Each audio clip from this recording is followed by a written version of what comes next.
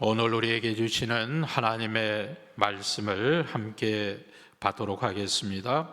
구약의 말씀 전도서 4장 9절로 12절의 말씀입니다. 두 사람이 한 사람보다 나음은 그들이 수고함으로 좋은 상을 얻을 것임이라. 혹시 그들이 넘어지면 하나가 그 동물을 붙들어 일으키려니와 홀로 있어 넘어지고 붙들어 일으킬 자가 없는 자에게는 화가 있으리라. 또 두 사람이 함께 누우면 따뜻하거니와 한 사람이면 어찌 따뜻하랴. 한 사람이면 패하겠거니와 두 사람이면 맞설 수 있나니 세 겹줄은 쉽게 끊어지지 아니하느니라. 아멘. 신약의 말씀 빌립보서 4장 2절 3절 말씀은 우리 함께 읽겠습니다. 신약 성경 322면 전후에 있습니다. 빌립보서 4장 2절 3절 말씀 우리 함께 읽습니다. 내가 유오디아를 권하고 순드계를 권하노니 주 안에서 같은 마음을 품으라.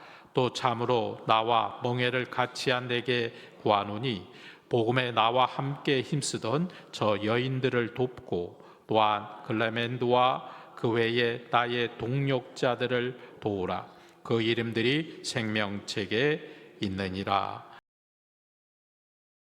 오늘도 하나님 말씀으로 새로운 은혜가 여러분에게 임하게 되기를 주의 이름으로 축원합니다.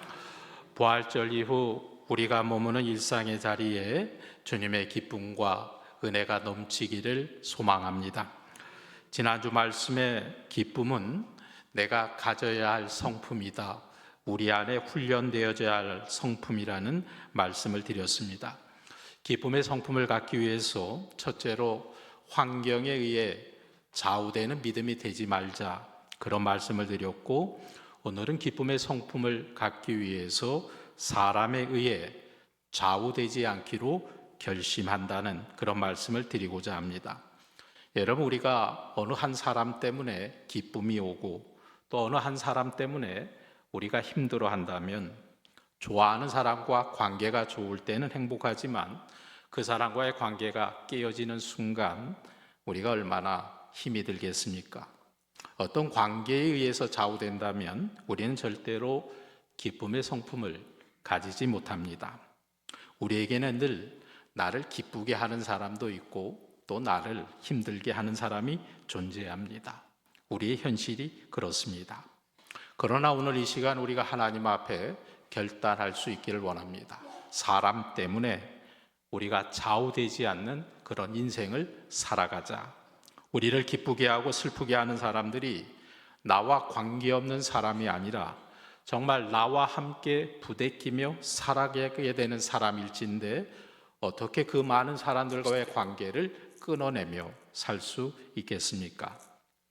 관계로 우리들의 삶에 움직여지는 것이 아니라 하나님, 제 마음에 결심합니다. 그 사랑과의 관계를 뛰어넘는 기쁨을, 그 성품을 나에게 허락하여 주시옵소서. 오늘 말씀을 드리며 저와 여러분의 성품이 조금이라도 업그레이드 되어야 하지 않을까 생각합니다. 우리 사람들은 생각이 참 너무도 많이 다릅니다. 때로 어떤 사람의 생각은 이해가 안 될 때도 있습니다. 나하고 생각이 다른 사람도 많습니다. 여러분, 인간관계라고 하는 게, 사람이라고 하는 게 꼭 내 마음대로, 내 뜻대로 나와 똑같은 생각만 하는 사람이 있는 게 아닙니다. 언제부턴가 우리들이 그걸 인정하기 시작할 때 그 사람이 성숙하다라고 말하는 겁니다. 나와 생각이 다른 사람을 우리가 이해하지 못하고 내가 받아들이지 못할 때 우리는 그런 사람을 조금 미성숙한 사람이라 말을 합니다. 하나의 예를 들어 보겠습니다. 믿음 생활을 처음 하려고 하는 초신자들 가운데 술과 담배를 끊지 못해서 믿음 생활을 못하겠다고 하는 분들도 종종 있습니다. 그렇게 말하죠. 목사님, 내가 이 술을 끊으면 교회 나가겠습니다. 아닙니다. 꼭 술을 끊고 교회 안 나오셔도 됩니다. 이 술과 담배에 대한 생각이 서로 많이 다릅니다. 제 생각을 먼저 말씀드리면 술과 담배는 죄가 아닙니다. 마음으로 기뻐하시는 여러분 어떡합니까? 술과 담배는 죄가 아닙니다. 성경이 금한 것이 아닙니다. 다만 성경이 말하는 것은 방탕하지 않도록 술 취하지 말라는 거고, 또 하나 내 몸이 거룩한 하나님의 성전인데 어떻게 그 술을 내 몸에 들어올 수 있겠는가? 그런 뜻에서 금욕적인 차원에서 술을 내 몸에 섭취해서는 안 되는 겁니다. 그래서 저 같은 성직자들은 방탕한 삶이 되지 않도록 하나님의 사명을 잘 감당하도록 그 술을 멀리 해야 되겠죠. 술, 담배는 성경이 금한 것이 아니라 그건 한국 교회의 규칙입니다. 처음 한국 교회에 기독교를 전파한 선교사들이 예수 믿는 사람들의 삶이 사회 속에서 다르게 보이도록 하기 위해서 술, 담배를 못하게 했습니다. 그래서 우리 기독교인들을 세상 사람과 차별화시킨 겁니다. 일종의 트레이드마크 상표가 되었습니다. 즉 그것은 신앙의 본질을 규정하는 문제라기보다 이 사회 앞에 기독교인의 다름을 드러내기 위한 일종의 표지나 상징이 되었습니다. 중국에서는 그게 아편입니다. 중국에서 기독교인들이 하지 말아야 할 것은 아편이 되었고, 우리 한국에서는 술과 담배가 되었습니다. 물론 지금까지도 한국 사회는 기독교인이라 그러면 술, 담배를 안 하는 것으로 그 정체성을 인식하기 때문에 비록 그게 죄가 아닐지라도 여러분은 이 문제를 삼가하셔야 합니다.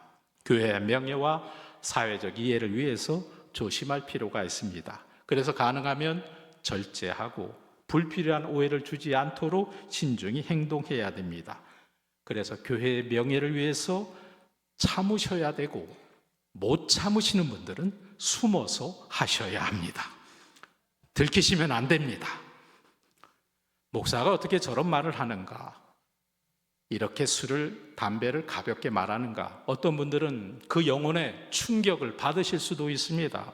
이런 것들을 말하자면 본질과 현상의 오해들입니다. 다시 말해 무엇이 복음의 본질이고 무엇이 역사, 문화적으로 형성된 규범인지를 구분해 볼 필요가 있는 것입니다. 사실 우리에게 주신 하나님의 복음, 이 믿음의 생활은 그런 것에 얽매이는 삶이 아니라 서로 다른 생각 속에서도 그 믿음으로 기뻐하며 하나님의 그 은혜를 참으로 누리며 살아가는 것이 하나님 우리에게 주신 믿음인 줄로 믿습니다. 그래서 그 기쁨을, 그것을 넘어서는 성품에 대한 문제라는 거죠. 어느 사람이 나와 생각이 다르기 때문에 내 기쁨을 앗아가는 게 아닙니다. 생각이 다른 우리가 똑같은 하나님을 믿으며 우리들의 성품이 기쁨으로 다듬어져 가고 있기 때문에 그 사람을 바라보며 기뻐할 수 있는 겁니다. 하물며 그 사람이 나를 싫어한다고 할지라도 그 사람을 바라보며 나에게 기쁨의 성품으로 바라보며 나아가는 거죠. 아, 저 사람 때문에 내 기쁨을 빼앗겨서는 안 되겠다. 빌립보서 4장 2절 말씀해 보면 아주 재미있는, 여러분들이 그냥 스쳐 지나갈 수 있는 한 토막의 이야기가 나옵니다. 빌립보서 4장 2절에 말하죠. 내가 유오디아를 권하고 순두계를 권하노니, 우리 한번 읽어볼까요? 주 안에서 같은 마음을 품으라. 여러분, 여기에 유오디아라는 이름, 처음 나오는 이름이에요. 굉장히 낯선 이름이죠. 순두계, 순두부가 아니고 순두계예요. 낯선 이름이에요. 근데 사도 바울이 빌립보서를 쓰게 된 이유가 바로 이거예요. 이 두 사람 때문에 빌립보서를 옥중에서 씁니다. 이 유오디아와 순두계는 두 사람 모두 교회 안에서 열심히 일하는 사람이었어요. 근데 사도 바울이 이 두 사람에게 뭐라고 말합니까? 주 안에서 같은 마음을 품어라. 열심히 교회 안에서 일하는 사람인데 이 사람이 무지하게 두 사람이 싸웠던 모양입니다. 여러분, 교회 안에도 이렇게 싸우는 사람들이 늘 있습니다. 근데 사도 바울이 말합니다. 야, 너희들 같은 마음이 되어라. 그렇게 말하지 않고 주 안에서 같은 마음을 품어라. 왜? 사도 바울이 알고 있는 거예요. 이 두 사람을 보니까 세상의 마음으로는, 사람의 마음으로는 합쳐질 수가 없는 거예요. 여러분, 선교사님도 그 선교지에서 싸우는 선교사님도 있습니다. 서로가 마음이 맞지 않아서 그 어려운 선교 사역에서도 싸움을 한대요. 같이 신앙생활을 하며 같은 사역자로서 도저히 받아들일 수 없는 사람도 있습니다. 그런데 될 수 있는 방법이 있습니다. 어떻게 가능할까요? 주 안에서 같은 마음을 품어라. 너희들이 마음을 합치려고 하지 말고 주 안에서 같은 마음을 품어라. 너희 안에 이 마음을 품어라. 이 마음은 그리스도 예수의 마음이니 우리 모두 이 마음을 갖게 되기를 주의 이름으로 축원합니다. 세계에서 가장 큰 나무가 메타세 퀘이어라고 하는 나무라고 합니다. 바로 저 나무인데 저 나무는 높이가 100m까지 하늘을 치솟아 자란다고 하죠. 100m 넘게 자란다고 해요. 근데 의외로 저 나무의 뿌리는 땅 밑으로 깊이 내려가지 않는다고 합니다. 이 메타세콰이어 나무는 뿌리를 옆으로 넓게 뻗어간다고 합니다. 옆에 있는 다른 나무들의 뿌리와 서로 단단하게 묶는 겁니다. 거대한 폭풍이 불어와도 이 나무들이 쓰러지지 않는 이유가 있습니다. 뿌리가 깊어서가 아니라 숲 전체의 나무들이 서로가 뿌리로 붙잡고 있기 때문에 하나의 거대한 네트워크를 이루고 있기 때문에 나와 생각이 다른 사람을 인정하는 것이 성숙함이라고 말했던 것처럼 성도의 연합은 똑같은 모양이 되는 것이 아닙니다. 서로 다른 방향으로 뻗은 뿌리들이 예수 그리스도의 공통의 집안 위에서 서로를 붙들어 줄 때 우리의 공동체는 어떤 시련에도 흔들림이 없는 거목의 숲이 될 수 있습니다. 오늘 구약에 보면 전도서에 말씀합니다. 전도서 4장 9절에 말하죠. 두 사람이 한 사람보다 나으면 그들이 수고함으로 좋은 상을 얻을 것임이라. 전도서 4장 12절 말씀 우리 함께 읽겠습니다. 시작. 한 사람이면 패하겠거니와 두 사람이면 맞설 수 있나니 세 겹줄은 쉽게 끊어지지 아니하느니라. 아멘. 유오디아와 순두개처럼 열심히 일하는 사역자들이 부딪힐 때도 있습니다. 그때 혼자 하는 것보다 함께 주 안에서 같은 마음을 품고 나아갈 때 얻게 되는 영적인 유익과 강력한 힘이 있습니다. 여러분, 특히 세 겹줄이라고 말하죠. 나와 너 그리고 우리 안에 주님이 함께 할 때 어떤 시험도 이겨낼 수 있는 줄로 믿습니다. 우리가 하나님을 믿는다고 하는 것, 오늘 우리가 이 주일에 세상에 나아가 할 일도 있고 여러 가지 바쁜 일도 있지만 그래도 주일에 하나님 앞에 나와서 앉아 예배하는 것, 그 이유가 무엇일까요? 우리가 무슨 계를 하고 있습니까? 우리가 무슨 동호회입니까? 왜 여기에 앉아 있는 겁니까? 우리가 똑같은 하나님을 믿기 때문인 줄로 믿습니다. 우리가 똑같은 하나님을 믿고 있어요. 똑같은 하나님 앞에 예배하고 있어요. 그 수없이 다른 인격과 그 수없이 다른 모양을 하고 있지만 우리는 동일한 십자가 아래에서 동일한 하나님을 예배하는 그 순간 우리가 하나 될 수 있는 것, 그게 바로 예배의 기쁨이고 성령의 임재가 이 자리에 가득한 줄로 믿습니다. 나에게 어떤 사람이 있든 그 관계를 만들 수 있는 특권이 나에게 있다는 것을 기억하십시오. 우리들이 기쁨의 성품 그리고 우리들에게 주어진 특권, 여러분이 누릴 수 있음을 기억하며 그런 은혜로 살아가시기를 축복합니다. 제가 요즘 읽는 책 가운데 하나가 허드슨 테일러 선교사님에 대한 이야기를 읽고 있습니다. 그는 중국의 아주 전설적인 선교사였습니다. CIM이라고 하는 중국 내지 선교회를 만들었던 아주 위대한 선교사입니다. 예수를 따르는 길이라는 책에 보면 그가 처음에 선교회를 만들고 몇 가지 원칙들을 정하는데 인상적인 내용이 있습니다. 그 중에 하나가 뭐냐면 절대로 사람들에게 도움을 요청하지 않는다는 겁니다. 그리고 또 하나, 누가 간증을 하고 난 다음에 간증 뒤에 많은 사람들이 은혜를 받고 바로 그 순간에 절대로 헌금하도록 하지 않는다는 거예요. 그리고 세 번째, 다른 사람이 틀렸다라고 말하지 않는다는 거예요. 여러분 생각해 보십시오. 우리가 예배드리고 신앙생활할 때 우리가 가끔 그런 일이 있죠. 누군가 선교 보고를 하고 은혜 이야기를 하고 간증을 하고 그러고 나서 우리 헌금할 때도 있어요.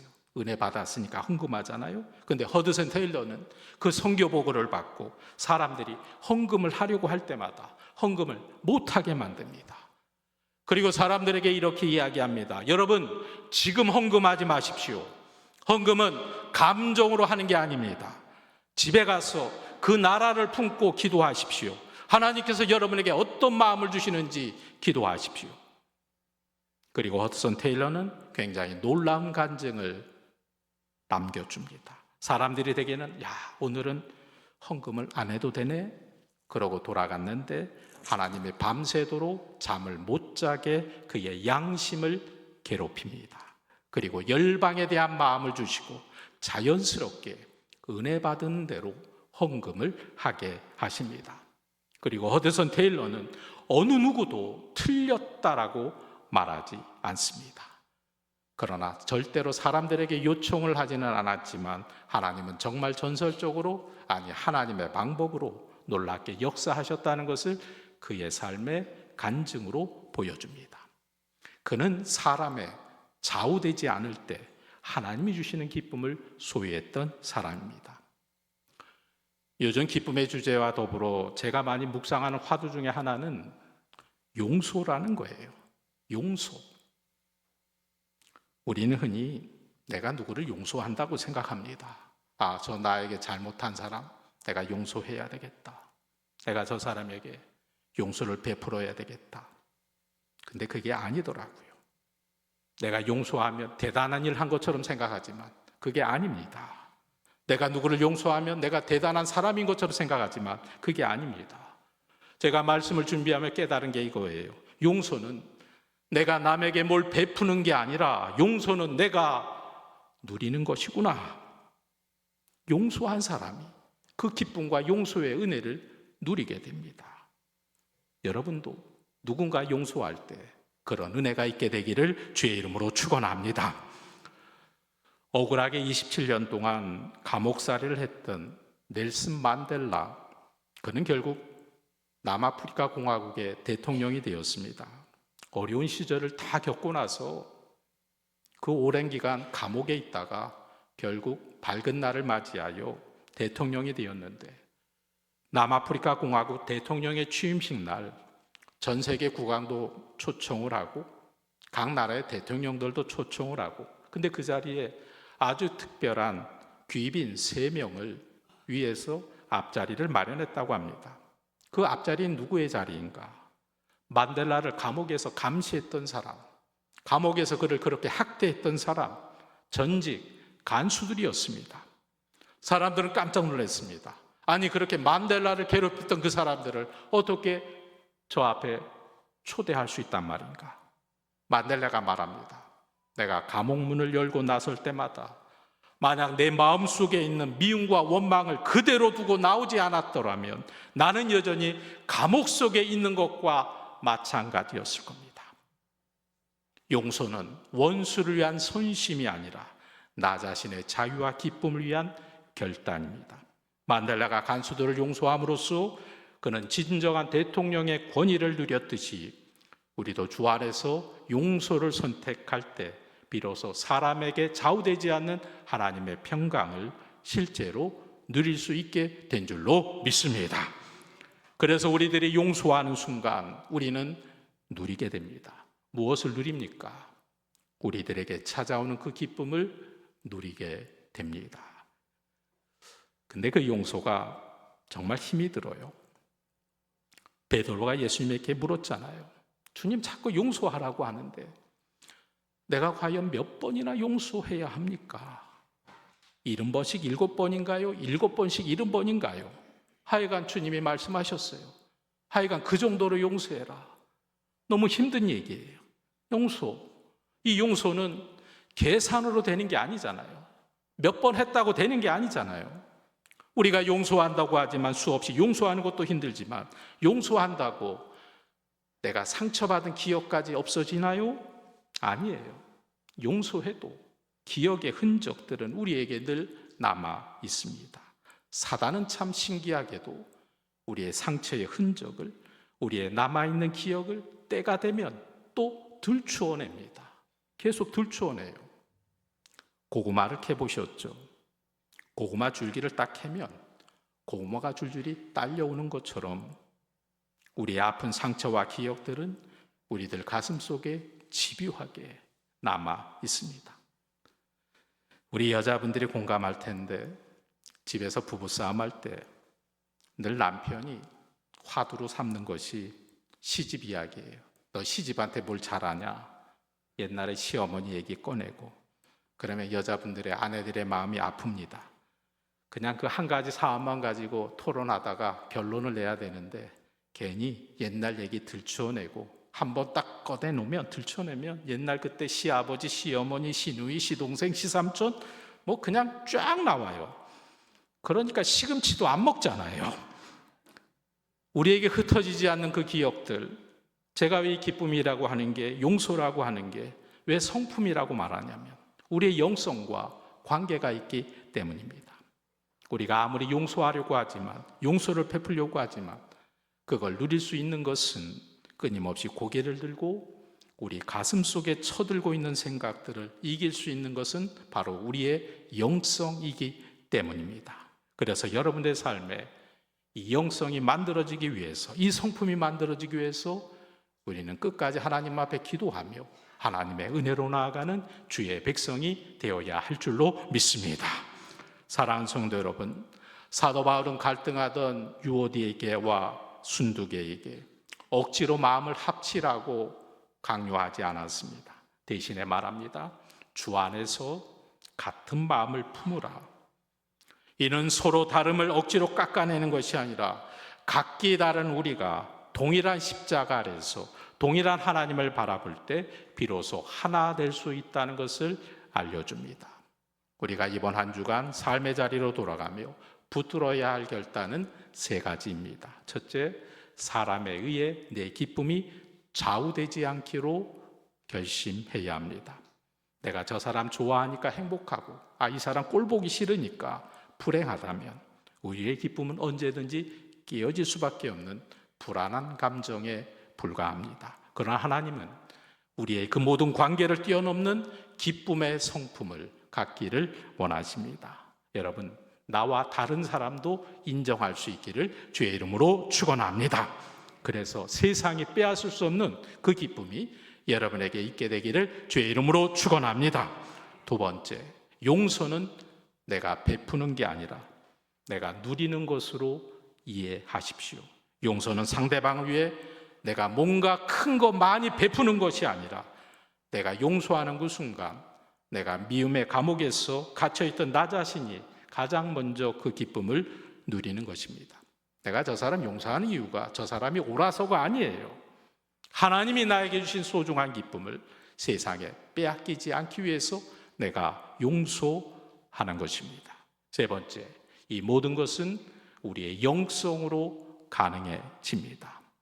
고구마 줄기를 캐면 아픈 기억들이 줄줄이 딸려오는 것처럼 우리 가슴 속에 여전히 상처의 흔적들이 남아있을지라도 내 의지만으로 이 집요한 기억의 흔적을 지워버릴 수는 없습니다.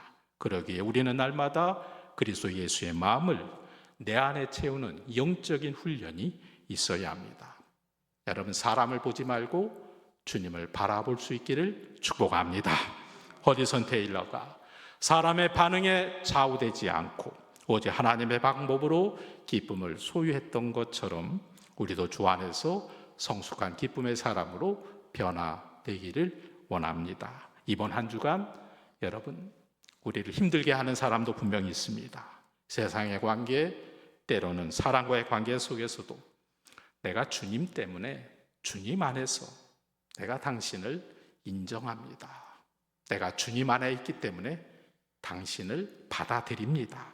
그렇게 고백하며 하나님 주시는 세상이 줄 수 없는 그런 기쁨으로, 그런 은혜로 살아가는 우리 봉천의 모든 성도님들 다 되시기를 주님의 이름으로 간절히 축원합니다.